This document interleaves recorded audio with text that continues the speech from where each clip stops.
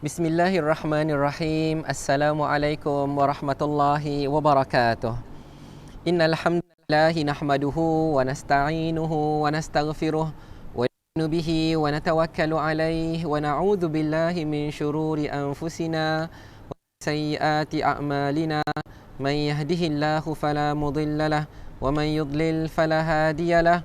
أشهد أن لا إله إلا الله وحده لا شريك له وأشهد أن محمدا عبده ورسوله سبحانك لا علم لنا إلا ما علمتنا إنك أنت العليم الحكيم ولا حول ولا قوة إلا بالله العلي العظيم رب اشرح لي صدري ويسر لي أمري واحلل عقدة من لساني يفقه قولي أما بعد. Alhamdulillah, tuan-tuan dan puan-puan yang dirahmati Allah Subhanahu wa taala. Pertama sekali, marilah sama-sama kita panjatkan kesyukuran kepada Allah Subhanahu wa taala. Kerana pada hari ini Allah Subhanahu wa taala masih panjangkan lagi umur kita, alhamdulillah. Dengan umur yang Allah bagi kepada kita, dapat kita terus beribadah kepada Allah Subhanahu wa taala. Marilah kita syukur pada Allah kerana Allah Subhanahu wa taala berikan kesihatan yang baik dan berpanjangan kepada kita.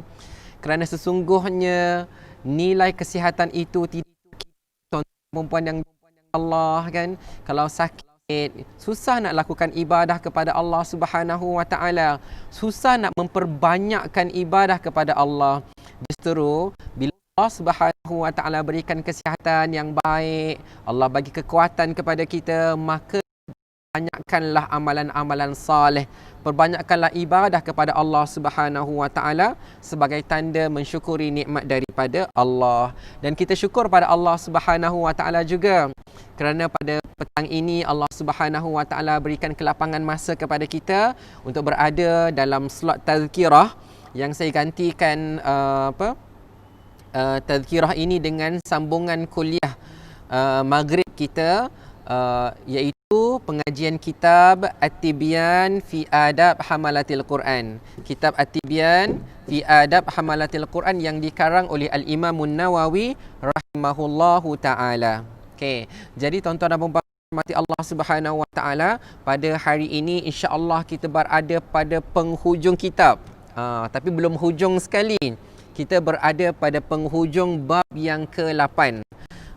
Ya. Jadi tinggal sikit saja tuan-tuan dan puan-puan dirahmati Allah Subhanahu wa taala, kita akan menghabiskan kitab ini, kitab yang agung, yang hebat ini, masya-Allah kan, yang banyak mengajar kita tentang adab-adab dengan Al-Quran kan. Sebagaimana yang kita katakan bahawa kita beradab dengan Al-Quran bererti kita memuliakan Al-Quran, ya. Jadi tuan-tuan dan puan-puan dirahmati Allah Subhanahu wa taala, kita berada pada penghujung bab yang ke-8 dan insya-Allah kita akan habiskan pada hari ini. Insya-Allah dalam pertemuan yang akan datang kita akan masuk dalam bab yang ke-9, dan bab yang ke-9 itu adalah berkaitan dengan sejarah Al-Quran. Topik yang sangat menarik tuan-tuan dan puan-puan dirahmati Allah. Nak tahu macam mana Al-Quran itu dikumpulkan, macam mana Al-Quran itu dibukukan, macam mana Al-Quran itu disebarkan di negeri-negeri Arab, di Syam, di Kufah, di Baghdad, ya, ke Madinah, di Mekah. Jadi tuan-tuan dan puan-puan dirahmati Allah Subhanahu wa taala, ada kisahnya. Sebab kita sebagai orang yang beriman kepada Allah Subhanahu wa taala, beriman kepada Al-Quran, kita perlu tahu. Kita perlu tahu sejarah berkaitan dengan Al-Quran supaya kecintaan kita kepada Al-Quran itu bertambah-tambah lagi insya-Allah. Baik. Jadi hari ini kita akan sambung bab yang ke-8, penghujung bab yang ke-8, iaitu himpunan ayat dan surah yang sunat dibaca pada masa dan keadaan yang tertentu. Jadi tuan-tuan dan puan-puan dirahmati Allah Subhanahu wa taala, sebagaimana yang kita dah belajar sebelum ni, ada surah yang disunatkan kepada kita untuk kita baca dalam solat sunat hari raya, dalam solat fardu subuh pada hari Jumaat, dalam solat sunat witir, dalam solat sunat qabliyah subuh, dalam solat sunat ba'diyah maghrib, dalam solat sunat tawaf. Maksudnya digalakkan kepada kita membaca surah-surah yang tertentu sebagaimana yang diajar oleh Rasulullah sallallahu alaihi wasallam, sebagaimana yang digalakkan oleh baginda, sebagaimana yang Rasulullah lakukan. Maka seboleh itu kita cuba seboleh yang mungkin untuk kita mengamalkannya. Sebab selain daripada dapat pahala membaca Al-Quran, kita juga mendapat pahala mengamalkan sunnah Rasulullah sallallahu alaihi wasallam. Okey. Jadi sebagaimana kita tahu, nak baca surah lain boleh saja. Tetapi tuan-tuan dan puan-puan dirahmati Allah, kalau kita memilih untuk membaca surah yang dibaca oleh Rasulullah sallallahu alaihi wasallam, itu lebih aula, itu lebih utama, itu lebih afdal insya-Allah. Baik. Kemudian kita dah bicarakan juga tuan-tuan dan puan-puan dirahmati Allah Subhanahu wa taala tentang surah-surah yang dibaca pada waktu-waktu yang tertentu, seperti surah yang dibaca pada hari Jumaat ataupun malam Jumaat, surah-surah yang dibaca sebelum tidur, ayat-ayat Al-Quran yang dibaca ketika bangun daripada tidur.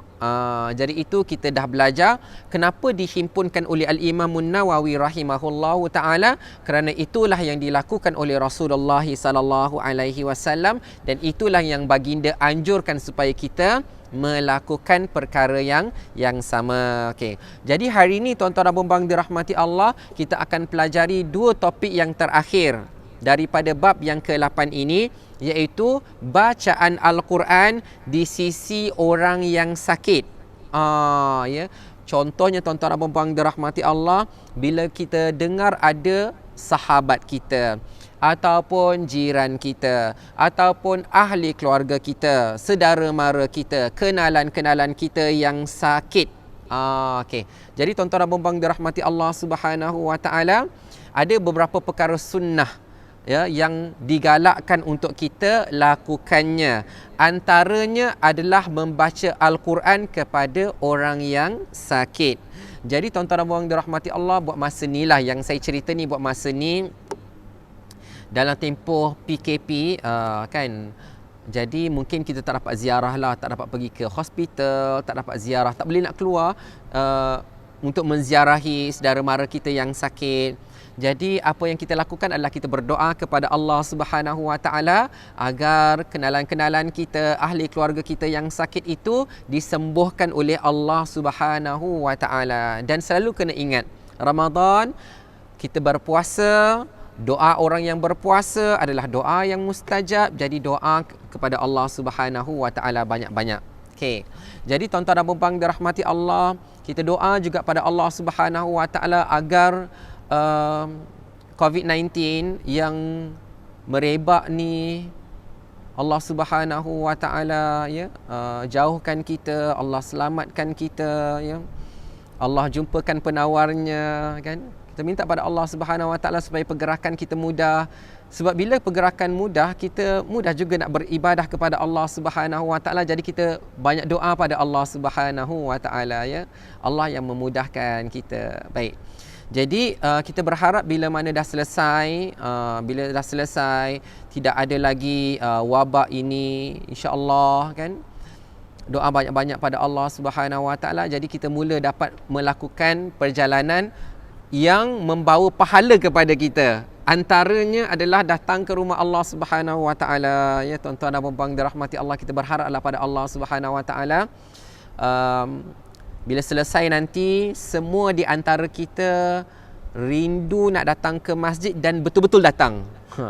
Dia tak jadi kalau rindu saja tapi tak datang, tuan-tuan dan puan-puan dirahmati Allah kan. Kata bila nak pergi masjid, bila nak pergi kuliah, bila nak mengaji, bila, tapi bila dah tak PKP tak datang juga kan. Jangan macam tu tuan-tuan dan puan-puan dirahmati Allah, datang juga ke rumah Allah Subhanahu wa taala. Kalaulah contoh tuan-tuan dan puan-puan dirahmati Allah, wallahu alam, saya tak tahulah, cuma membayangkanlah, menjangkakan ya.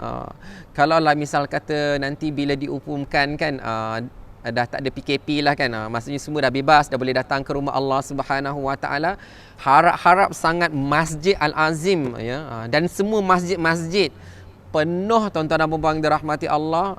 Itu yang kita harapkan kepada Allah Subhanahu Wa Taala ya. Kita harap kita boleh belajar dan muhasabah daripada PKP ni ya. Bukan sekadar berangan-angan saja kan, ataupun yang lebih daripada berangan-angan adalah komen saja kan. Apalah, tak boleh pergi masjid lah, tak boleh inilah, tak boleh itulah, tapi bila dah boleh pergi masjid tak datang pula kan. Jadi jangan macam tu ya. Jadi tuan-tuan dan puan-puan dirahmati Allah Subhanahu Wa Taala, bila bicarakan tentang bab orang yang sakit ini, maka ada galakan daripada Rasulullah sallallahu alaihi wasallam untuk menziarahi mereka, untuk menziarahi mereka. Jadi tuan-tuan dan puan-puan dirahmati Allah Subhanahu Wa Taala, Al-Imam An-Nawawi rahimahullahu taala menyebutkan tentang bacaan Al-Quran di sisi orang yang sakit. Kita bayangkan ada orang yang sakit, ada orang yang tak sihat kan, lalu kita dekati dia. Kita dekati dia, tapi kena jagalah tuan-tuan dan puan-puan dirahmati Allah. Maksudnya kalau dia bukan mahram kita, tak bolehlah kita dekati dia. Maksudnya kita kena fahamlah dalam konteks tu. Janganlah bila mana wanita, bagi lelaki lah, ada wanita yang bukan mahram dia, tiba-tiba dia nampak sakit, tiba-tiba dia pula yang nak mendekati kan. Jadi kena fahamlah, kalau macam lelaki lah yang mendekati, kalau wanita lah yang mendekati ya.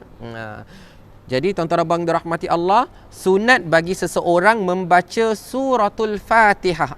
Ingat tuan-tuan dan puan dirahmati Allah, bila ada orang yang sakit, ahli keluarga kita yang sakit, maka surah yang kita kena ingat adalah suratul Fatihah. Suratul Fatihah. Okey. Sunat bagi seseorang membaca suratul Fatihah di sisi orang yang sakit berdasarkan sabda baginda sallallahu alaihi wasallam dalam sebuah hadis, wa ma adraka innaha ruqyah. Artinya, bagaimana kamu ketahui bahawa ia adalah pengubat, penawar. Jadi kalau orang kata ruqyah ini bermaksud merawat orang dengan membaca Al-Quran dan doa-doa kepada Allah Subhanahu Wa Taala. Okey. Jadi sebelum tuan-tuan dan puan-puan dirahmati Allah Subhanahu Wa Taala, sebelum nak masuk kepada perenggan itu, suka saya bawakan hadis ya, sebab hadis ini riwayat Al-Bukhari dan Muslim daripada Abu Sa'id Al-Khudri radhiyallahu anhu. Jadi apa kisahnya tuan-tuan dan puan-puan dirahmati Allah? Abu Sa'id Al-Khudri dia meriwayatkan bahawa ada satu kelompok sahabat Rasulullah sallallahu alaihi wasallam, mereka pergi musafir, mereka dalam perjalanan yang jauh. Tiba-tiba dalam perjalanan itu mereka melintasi satu kampung. Ya, satu kampung. Kemudian bila mereka melintasi kampung itu, mereka berharaplah bahawa orang kampung itu akan menjadikan mereka tetamu, maksudnya akan menjamu mereka. Tetapi orang kampung itu tidak menjamu mereka, tidak melayan mereka sebagai tetamu. Baik, tak ada masalah. Kemudian tuan-tuan dan puan-puan dirahmati Allah, datanglah seseorang daripada penduduk kampung itu, pergi kepada kelompok sahabat ini, lalu bertanya kepada mereka, adakah di antara kamu raqin? Ada tak di antara kamu orang yang pandai meruqyah, yang pandai mengobat? Jadi tuan-tuan dan puan-puan dirahmati Allah Subhanahu Wa Taala, dalam kalangan sahabat itu berkata, ya ada.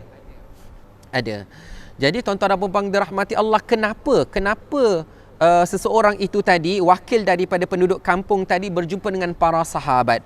Kerana dikatakan bahawa penghulu mereka ataupun ketua kampung mereka itu disengat binatang berbisa ataupun dia sakit.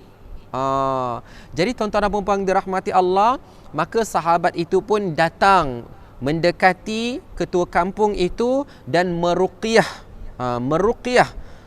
ketua kampung dengan membaca suratul Fatihah. Masya Allah tuan-tuan dan puan dirahmati Allah. Dia sahabat tadi meruqyah ketua kampung tadi dengan membaca suratul Fatihah. Dan asbab membaca suratul Fatihah, ketua kampung tadi sembuh dengan izin Allah Subhanahu wa taala. Masya-Allah.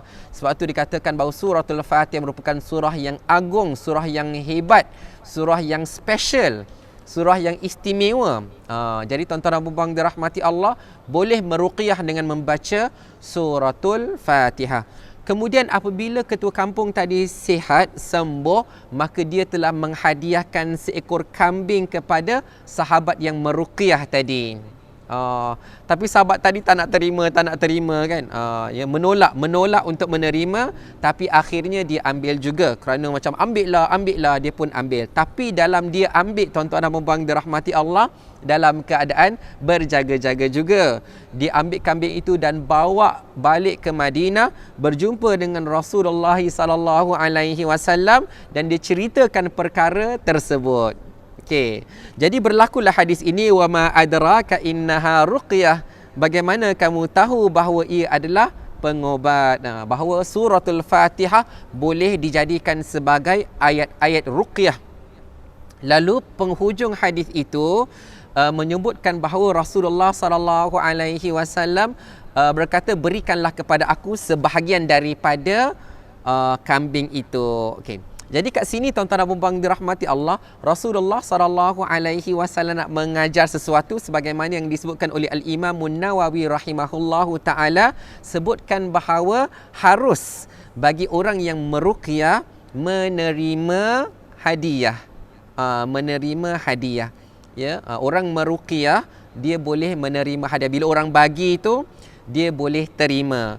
Jadi contoh tuan-tuan dan puan-puan dirahmati Allah, bila mana Rasulullah sallallahu alaihi wasallam tahu tentang kisah dia diberikan kambing, sahabat tadi diberikan kambing.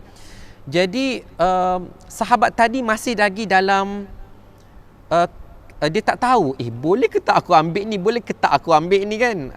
Jadi bila mana Rasulullah sallallahu alaihi wasallam kata bagikan sebahagian ataupun sepotong daripadanya kepada aku, maksudnya itu adalah petanda boleh nak terima, boleh nak ambil. Jadi tuan-tuan dan puan-puan dirahmati Allah, kesan daripada perbuatan Rasulullah sallallahu alaihi wasallam dijadikan hukum, maksudnya boleh menerima hadiah ataupun sumbangan daripada orang yang diruqyah kepada orang yang meruqyah. Ya, jadi tuan-tuan dan puan-puan dirahmati Allah Subhanahu wa taala, itulah hadisnya. Kemudian tuan-tuan dan puan-puan dirahmati Allah, kata Al-Imam An-Nawawi rahimahullahu taala, sunat juga. Ni cerita tentang orang yang sakit ya. Bila kita ziarah orang yang sakit, sunat juga untuk dibacakan di sisinya surah Al-Ikhlas, surah Al-Falaq dan suratul Nas serta meniupnya. Kena ingat apa yang dimaksudkan dengan meniup, maksudnya adalah isyarat ludah yang ringan. Jadi tuan-tuan dan puan dirahmati Allah, bila kita dah bentangkan kedua telapak tangan kita kat sini, kita baca Al-Ikhlas, Al-Falaq dan An-Nas, kita akan, kalau dalam bahasa Melayu, meniuplah macam tu kan. Tetapi kaedah sebenar adalah kita meludah isyarat macam ni, yang ringan macam ni. Macam tu. Tapi bila tengok kat tangan ni, tak adalah eloknya. Tapi dia macam tu. Ya. Meniupnya ke arah dua tapak tangan. Amalan tersebut sabit daripada perbuatan Rasulullah sallallahu alaihi wasallam dalam As-Sahihain. As-Sahihain bermaksud Sahih Bukhari dan Sahih Muslim, dua kitab hadis yang sahih, dan telah dijelaskan pada bab tiupan dengan ayat Al-Quran di pengakhiran bab sebelum ini. Maksudnya bila kita dah baca Al-Ikhlas, Qul huwallahu ahad, dah baca suratul Falaq, Qul a'udzu birabbil falaq, dan baca suratul Nas, Qul a'udzu birabbin nas, sampai habislah surah-surahnya tu. Kalau kita pun tiup isyarat 3 kali, kemudian kita sapukan kepada seluruh badan orang yang sakit itu dengan harapan dan berdoa kepada Allah Subhanahu wa taala agar sakitnya sembuh. Baik. Jadi itulah yang dilakukan oleh Sayyidatina Aisyah radhiyallahu anha kepada Rasulullah sallallahu alaihi wasallam di akhir-akhir hayat baginda ketika baginda sakit. Baik. Diriwayatkan daripada Talhah bin Musarrif, katanya, kana yuqalu innal marida idza quri'a indahul Qur'an wajada lidzalika khiffah. Fadakhaltu ala Khaythamah wa huwa marid. Faqultu inni araka al-yawma dhahika. Faqala inni quri'a indi al-Quran. Oh, Masya Allah, tuan-tuan dan puan-puan dirahmati Allah. Masya Allah. Dan bila nak cerita ni saya rasa macam kagum juga, Masya Allah, tuan-tuan dan puan-puan dirahmati Allah. Sebab apa? Saya bacakan dululah terjemahannya, baru saya huraikan insya-Allah ya. Talha bin Musarrif berkata, pernah dikatakan sesungguhnya apabila pesakit, orang yang sakit dibacakan Al-Quran di sisinya, dia akan berasa ringan dengan sebab bacaan Al-Quran itu. Lalu aku masuk menemui Khaythamah ketika beliau sedang sakit. Aku berkata, aku melihat kamu ketawa pada hari ini, maksudnya happy hari ini.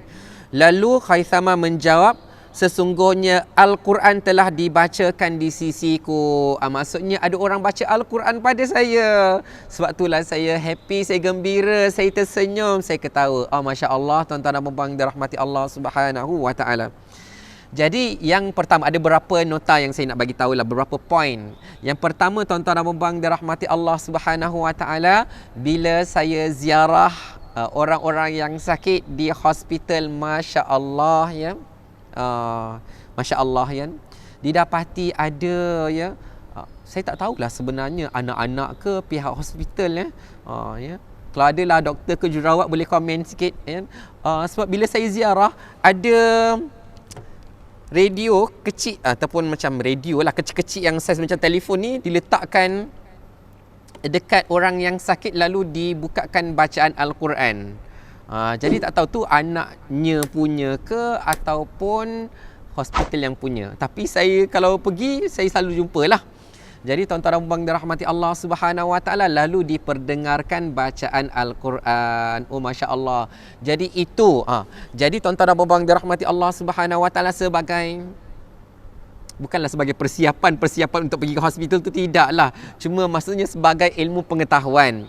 Kalaulah ada di antara siapa-siapa yang mungkin disebabkan isteri nak bersalin, ataupun ada siapa-siapa yang sakit yang kita kena temankan, maka selain daripada contohlah macam ubat gigi, berus gigi, sabun, pakaian, sejadah, telekung kan, untuk kita mudah beribadah, bawa Quran dan bawa juga sesuatu yang boleh baca Al-Quran. Kalau sekarang senang kan, telefon pun boleh saja ya. Telefon ke radio yang boleh baca Quran, itu macam tu bawa, ingat untuk bawa. Kerana insya-Allah tuan-tuan dan puan-puan dirahmati Allah, bacaan Al-Quran boleh meringankan sakit orang yang sedang sakit. Jadi tuan-tuan dan puan-puan dirahmati Allah Subhanahu wa ta'ala, itu yang cuba kita lakukan. Okey, yang kedua tuan-tuan dan puan-puan dirahmati Allah Subhanahu wa ta'ala, bila mana kita baca Al-Quran kepada orang yang sakit, itulah pentingnya kita mempelajari ilmu tajwid, tuan-tuan dan puan-puan dirahmati Allah Subhanahu wa ta'ala ya. Itulah penting kita mempelajari ilmu tajwid. Kerana ada dua kisah. Sebab kadang-kadang tuan-tuan dan puan-puan dirahmati Allah kan, bila kita datang menziarahi orang yang sakit kan, kemudian kita baca Al-Quran kan, kemudian kita baca Al-Quran contohnya kepada anaknya yang sedang sakit, sebenarnya tuan-tuan dan puan-puan dirahmati Allah, anaknya pun suka, mak ayahnya pun tumpang suka. Kalau baca Al-Quran kita bagus, tajwidnya bagus ya. Jadi tuan-tuan dan puan-puan dirahmati Allah, dia menyenangkan hati orang yang sakit dan juga parents, kedua orang tu kepada anak yang sakit itulah. Jadi tuan-tuan dan puan dirahmati Allah, menyenangkan hati. Tapi tuan-tuan dan puan dirahmati Allah, kisah kedua pula, kalaulah kita baca Al-Quran tak betul, tajwid kita tunggang langgang kan ya. Sebagaimana adalah kisah-kisah ustaz-ustaz lah, bila masa kecil-kecil dulu dengar juga kan, kisah-kisah bila dia katakan bila ada ustaz tu dia sakit kan, bila ustaz tu sakit ataupun mak ayah tu sakit, Dan mak ayah ni pandai pula baca Al-Quran. Lepas tu bila si anak ni pula bacalah Yasin ke, bacalah apa kepada mak ayah, dia kata dah berhenti. Jangan baca. Kau baca tunggang langgang kau baca kan. Makin sakit aku dengarnya.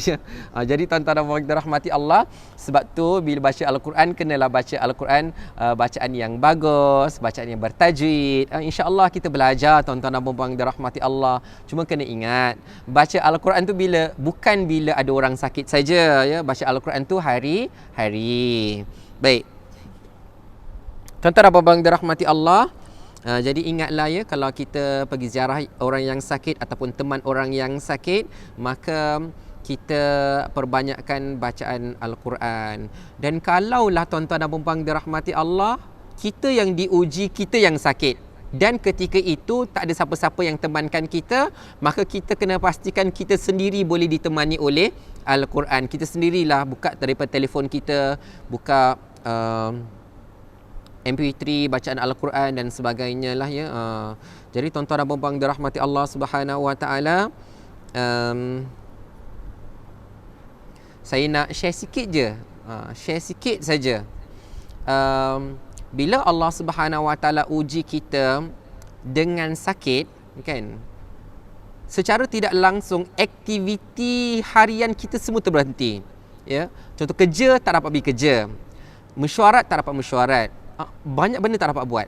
Okey, anggaplah sakit itu sebagai salah satu masa lapang. Allah nak lapangkan masa kita, Allah nak bagi kita rehat, Allah Subhanahu Wa Taala nak bagi kita dekatkan diri kepada Allah. Allah nak kita banyak istighfar pada Allah. Allah nak kita banyak sedekah kepada orang-orang yang susah. Allah nak kita banyakkan berdoa kepada Allah Subhanahu Wa Taala. Allah nak waktu tu, itu waktu lapang kita.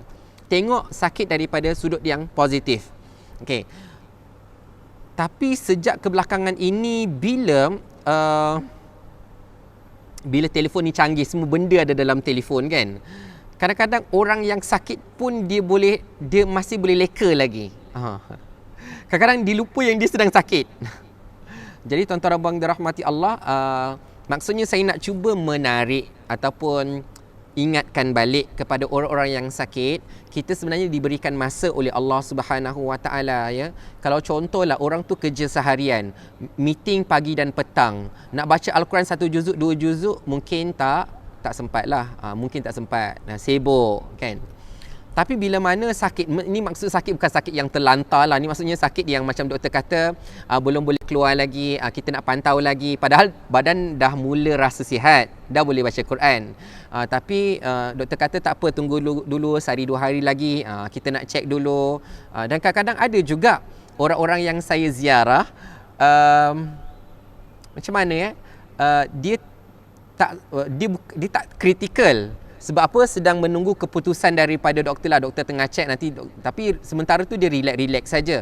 Jadi waktu tu perbanyakkan bacaan Al-Quran, istighfar, doa pada Allah Subhanahu Wa Taala, insya-Allah. Kalau penat, kalau tak larat, dengar Al-Quran. Dan kurangkanlah ya, kurangkan, bukan tak boleh langsung, tak boleh tanya khabar langsung. Orang pun nak tanya khabar kita kan, bukan tak boleh WhatsApp langsung, bukan tak boleh Facebook langsung. Tapi kalau nak WhatsApp yang baik-baik, yang Facebook pun yang baik-baik, kerana kita tahu kita sedang berada dalam zon sakit, zon ujian Allah Subhanahu Wa Taala.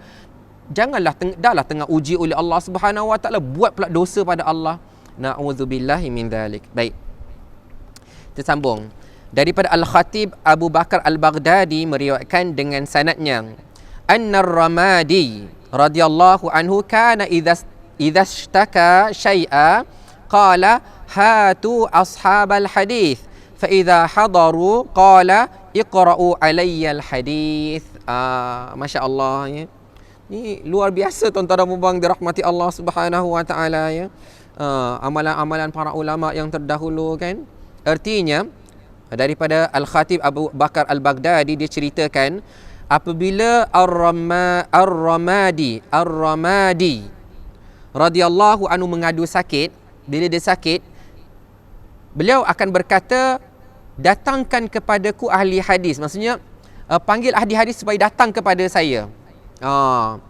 Apabila ahli hadis dah datang, apabila mereka tiba, beliau berkata, Ar-Ramadi berkata, bacakanlah hadis kepadaku. Oh, Masya Allah, tuan-tuan dan puan-puan dirahmati Allah Subhanahu Wa Taala. Ni luar biasa, tuan-tuan dan puan-puan dirahmati Allah.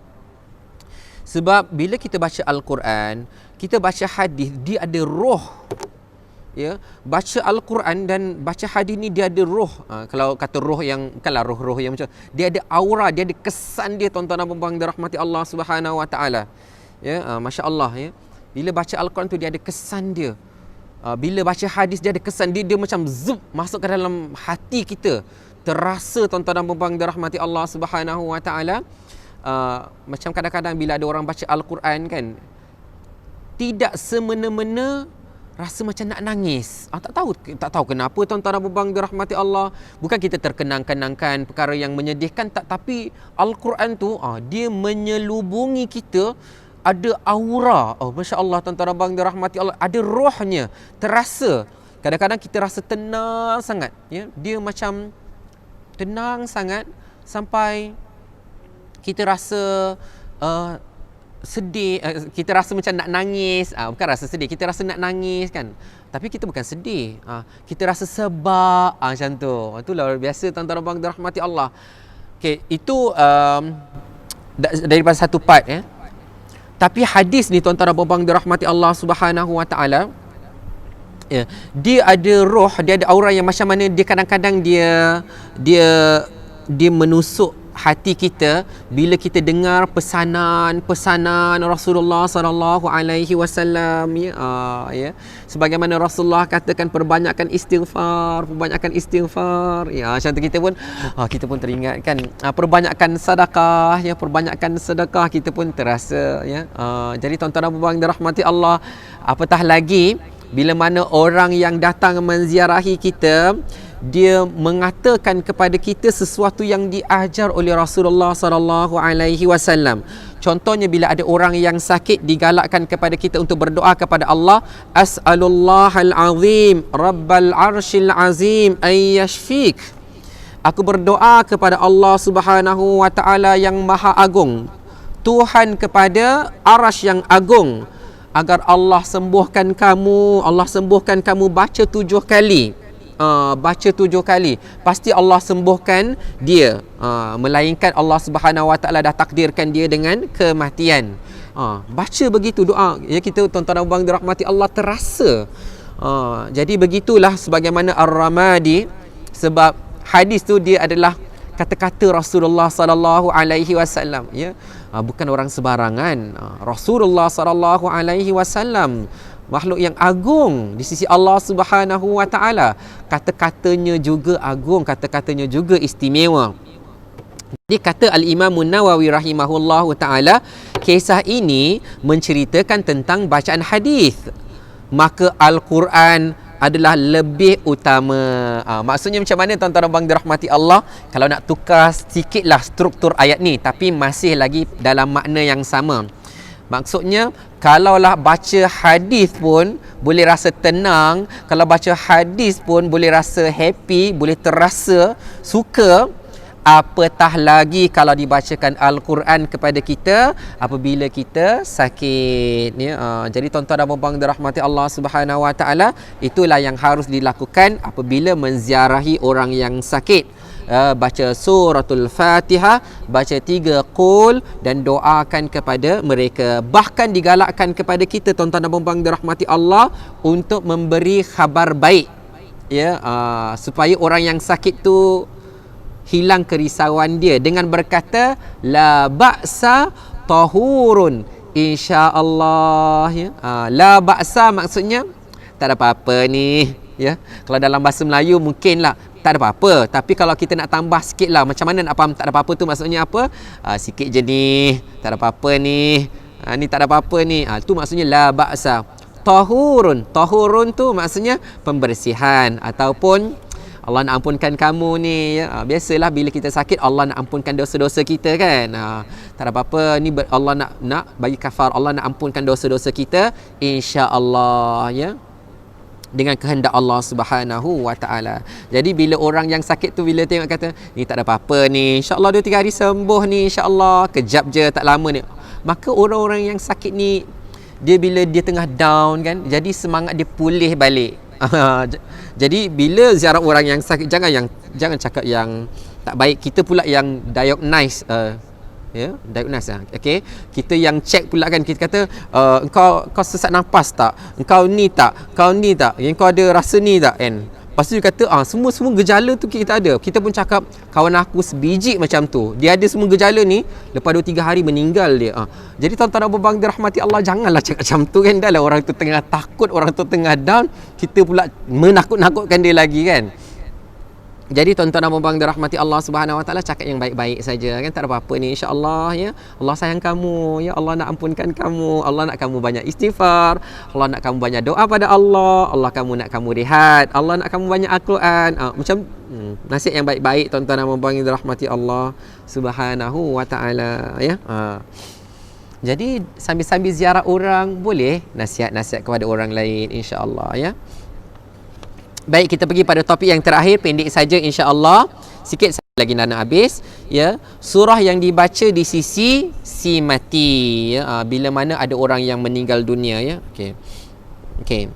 Kata Al-Imam An-Nawawi rahimahullahu taala, ulama mazhab kita maksudnya adalah mazhab Syafi'i. Mazhab Syafi'i. Ulama mazhab kita dan selain mereka berkata sunat dibacakan surah Yasin di sisi si mati berdasarkan hadis Ma'qil bin Yasar radhiyallahu anhu. Rasulullah sallallahu alaihi wasallam bersabda, "Iqra'u Yasin ala mautakum." Bacalah surah Yasin ke atas mereka yang telah mati dalam kalangan kamu ya. Jadi sebagaimana yang saya tahu bahawa hadis ini sendiri ada dua pandangan ya. Mautakum bermaksud orang yang sedang nazak, orang yang dah nak meninggal dunia. Maksudnya masih bernyawa tapi belum menghembuskan nafas yang terakhir. Itu maksud mautakum yang pertama. Manakala mautakum yang kedua adalah bermaksud mereka yang telah meninggal dunia. Hadis ini diriwayatkan oleh Abu Daud, An-Nasa'i di dalam kitab Amalul Yaum wal Lailah dan Ibnu Majah dengan sanad yang lemah. Okey. Mujalid meriwayatkan daripada Asy-Sya'bi katanya, "Kanatil ansaru idza hadaru qara'u indal mayyiti suratal Baqarah." Ya. Artinya apabila orang Ansar datang kepada orang yang mati, orang yang telah meninggal dunia, mereka membaca surah Al-Baqarah di sisinya. Namun Mujalid adalah seorang perawi yang lemah, wallahu a'lam. Jadi kesimpulannya tuan-tuan dan puan-puan dirahmati Allah Subhanahu Wa Taala, apabila seseorang itu telah meninggal dunia, maka tetap dibacakan Al-Quran kepadanya. Ya, kalau kita tengok dekat sini, boleh saja seseorang yang sebelum dia meninggal dunia, ketika dia sedang nazak, maka dibacakan surah Yasin padanya. Dan setelah dia meninggal dunia, boleh dibacakan surah Yasin, boleh dibacakan surah Al-Baqarah ataupun surah-surah yang kita tahu membacanya. Jadi tuan-tuan dan puan dirahmati Allah, maksudnya dibacakan Al-Quran kepada orang yang hendak meninggal dunia, sebelum dia meninggal dunia dan selepas dia meninggal dunia. Jadi tuan-tuan dan puan-puan dirahmati Allah Subhanahu Wa Taala, itulah yang kita boleh dapati yang biasa dilakukan dalam masyarakat kita.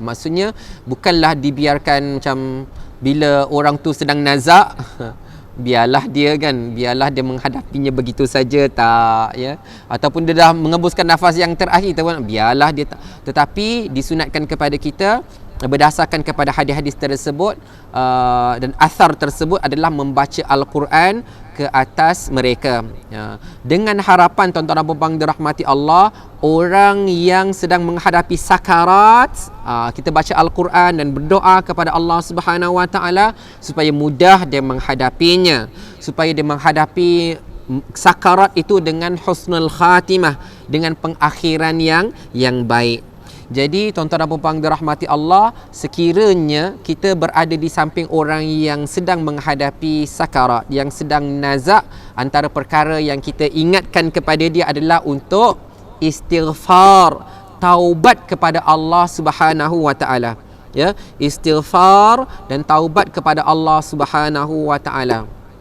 Dan ramai juga guru-guru yang mengajar, ustaz-ustaz yang mengajar kan, apabila kita katakan istighfar dan bertaubat itu adalah dengan melafazkan kalimah istighfar, iaitu kita istighfar sama-sama, astaghfirullahalazim alladzi la ilaha illa huwal hayyul qayyum wa atubu ilaih.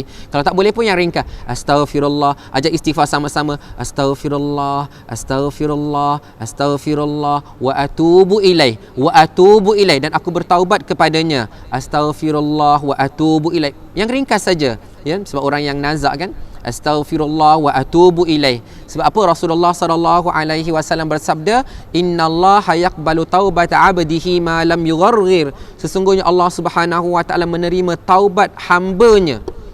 Taubat hamba-Nya selagi mana rohnya belum merepasi ghargharah, belum merepasi kerongkongnya. Maksudnya selagi dia masih bernyawa, minta diistighfar, astaghfirullah wa atubu ilaih, astaghfirullah wa atubu ilaih. Banyakkan istighfar kepada Allah Subhanahu wa taala.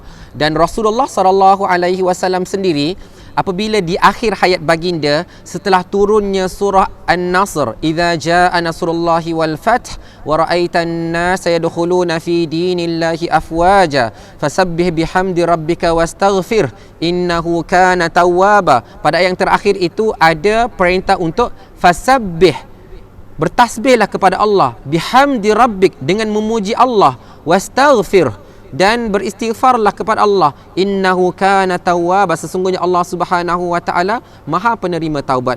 Maka Rasulullah sallallahu alaihi wasallam di dalam rukuk baginda ketika salat, dalam sujud baginda ketika salat, baginda memperbanyakkan bacaan subhanakallahumma rabbana wa bihamdika Allahumma ghfirli. Jadi itu yang banyak doa tuan-tuan dan puan-puan dirahmati Allah. Subhanakallahumma rabbana, maha suci Engkau ya Allah, ya Tuhan kami, Engkaulah Tuhan kami, wa bihamdika, dan dengan maha suci dengan segala puji bagimu ya Allah, Allahumma ghfirli, ya Allah ampunkanlah saya. Dan itulah yang Rasulullah sallallahu alaihi wasallam perbanyakkan sebelum kewafatan baginda sallallahu alaihi wasallam. Itu yang kita ajak dia lakukan sama-sama. Kemudian yang kedua adalah untuk memohon kemaafan daripada dia. Memohon kemaafan daripada dia, ya. Maksudnya kita katakan ampunkan, ya, ampunkan, contohlah kalau ayah kan, ampunkan mak, ampunkan ibu, ya.